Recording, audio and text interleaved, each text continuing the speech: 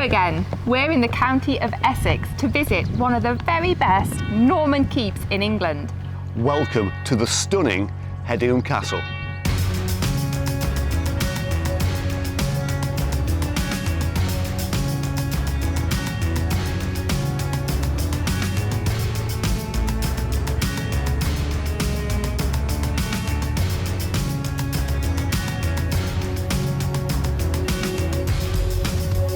The manor at Hedingham was awarded to Aubrey de Vere by William the Conqueror around 1086, and he displaced the Saxon owner Ulwine.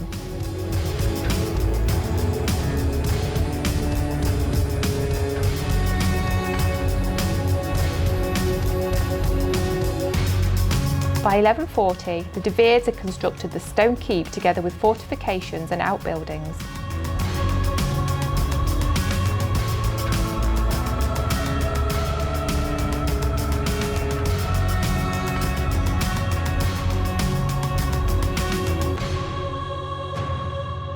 To say I'm excited to be here is an understatement, because after the White Tower at the Tower of London, this is the best preserved Norman keep in the country. And to make it even more exciting, because we've been invited here for the day, we've got the entire castle all to ourselves to explore. Doesn't get much better than that, does it? No, that's awesome. This is also one of the most important Norman buildings in the whole of the country as well, because it's one of the least altered Norman keeps. Let's go and explore it.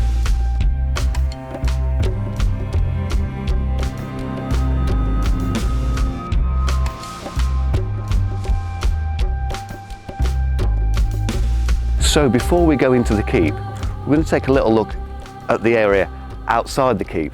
And this area is known as the Bailey. Now, there were many buildings within the Bailey, but they've all disappeared. Buildings such as the chapel, the kitchens, stables, bakeries, quarters for soldiers, and the castle's curtain wall, it's all disappeared. Now, all of these buildings would have been vital in supporting the primary structure, which is the keep.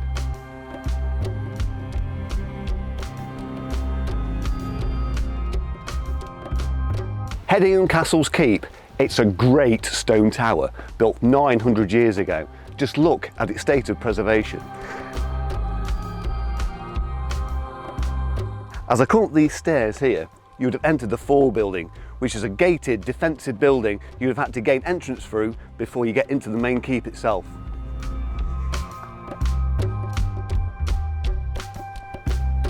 I'm now standing inside the fore building, but unfortunately the upper part of it has been demolished, and you can see the scars on the outside of the keep where the fore building used to be. Now, as well as having this large heavy oak door, Hedingham also had its very own portcullis, and you can see the portcullis groove right here. Very handy for keeping out any unwanted visitors. Now, the outside of this castle looks absolutely stunning, but the interiors of this keep, which await the visitor inside, are going to absolutely blow you away.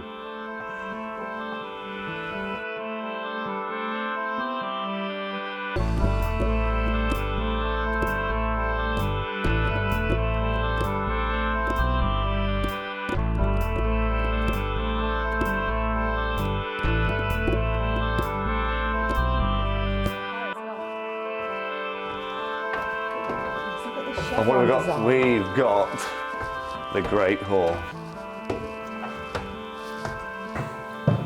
This Great Hall is magnificent, isn't it? Yeah, it really is. Now, I would say, this is my personal opinion, it's on a smaller scale, but it's on par with the White Tower at the Tower of London. Just look at the features and the pristine condition that all the Norman architecture's in. Just look at these arches and the carvings. I was just thinking that as well. I'm looking at the chevron carvings as well that we've got in the archways. That's quite unusual. That's the kind of carving design that you would see in something like a cathedral. Everything in here is 900 years old, and it's all as sharp as the day the masons made it. So it's clearly showing off the status of the de Veres, the Earls of Oxford. Unbelievable, isn't it? Something inside this Great Hall is a record holder. Have you any idea what it could be? Is it, by any chance, the enormous Norman Arch? It is, yes, you bang on. Yeah, so this is the largest spanning Norman arch in the country. It's absolutely magnificent, it's unbelievable. Isn't it? Look at the condition it's in as well. In 1120, Henry I's only legitimate son met with an early death, and Henry sought to have his daughter Matilda succeed him to the throne of England. But when Henry died in 1135, Henry's nephew Stephen took the throne. The early years of Stephen's reign saw fighting amongst the disloyal barons. The Welsh leaders were unsettled and the Scots were invading in the north of England, so the country was already in some turmoil. And then Robert Fitzroy, the first Earl of Gloucester, an illegitimate son of Henry I, brought Matilda over to England from France, and he led her forces against Stephen.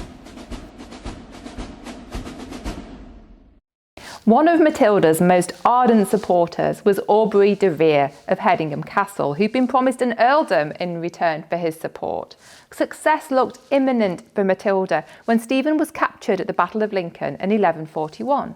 But when Matilda marched on London to arrange her coronation, she was attacked by a mob of angry Londoners. Matilda fled, but Aubrey de Vere was killed by the mob.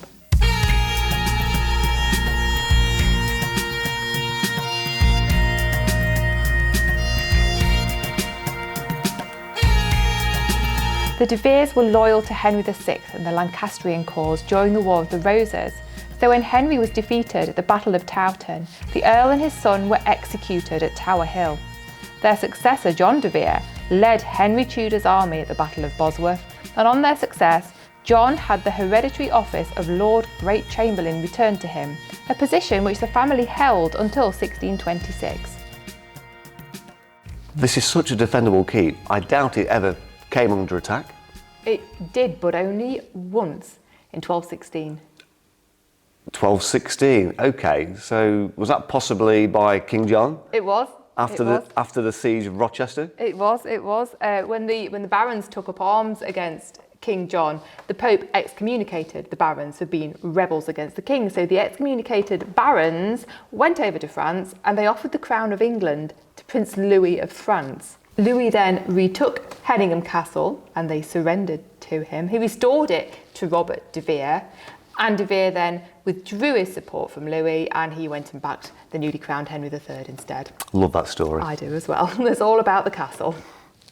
Hedingham Castle. If you want to visit a Norman keep that's in its most pristine, near perfect condition as it was when it was first built, come and visit this one. It's that good. It is absolutely stunning. Plus the beauty of visiting on a beautiful day like this means that we've got the scorch marks in the ground below us and we've been able to see where the rest of the medieval castle would have stood.